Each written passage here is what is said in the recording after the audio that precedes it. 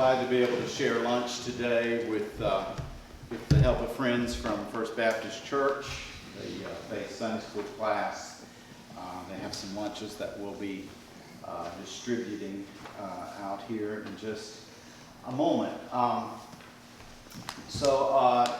just would like for you to remember in prayer. Brad alluded in the prayer to this, but our sweet sister Barb Berry, Barb and Chuck, please lift them up. Been a part of this congregation from almost the very beginning and faithful. But as you know, Barb's been struggling with pancreatic cancer for some time now.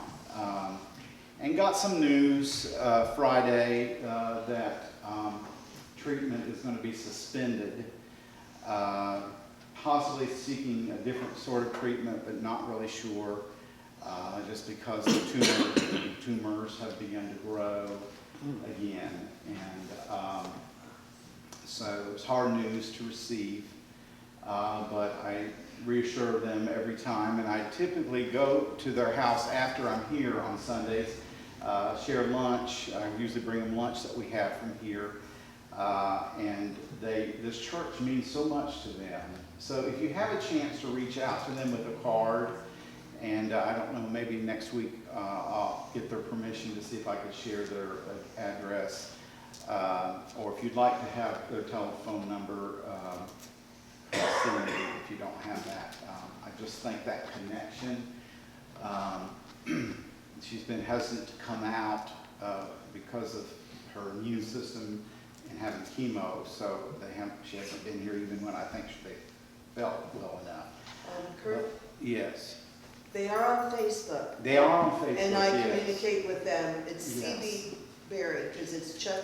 Right, CB Berry, B-E-R-R-Y. Right, and she will respond, because she and I have back and forth on the computer. Yes, so, you know, I've been saying this for a long time, but just three situations came to my mind this past week related to the COVID virus, just how serious this thing is and continues to be.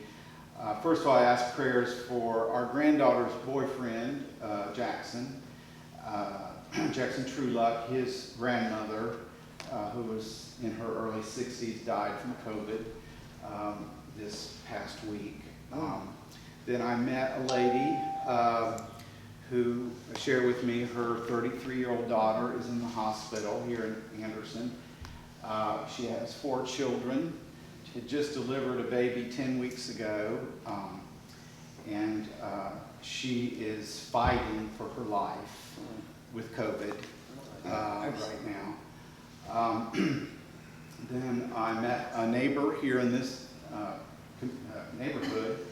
A person actually was visiting here from New York, but the reason that she and her husband were here was that her sister and brother-in-law both have been in the hospital with COVID. The brother-in-law was continuing to fight for his life. The sister had died 2 days before. I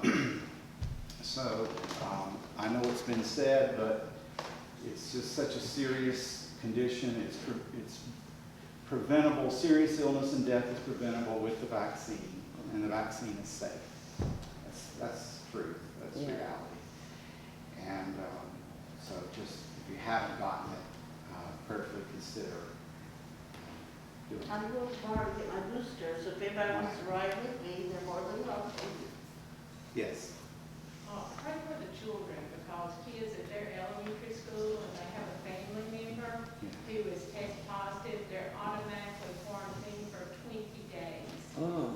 And so kids are missing a lot of school because of a classmate being positive. Right.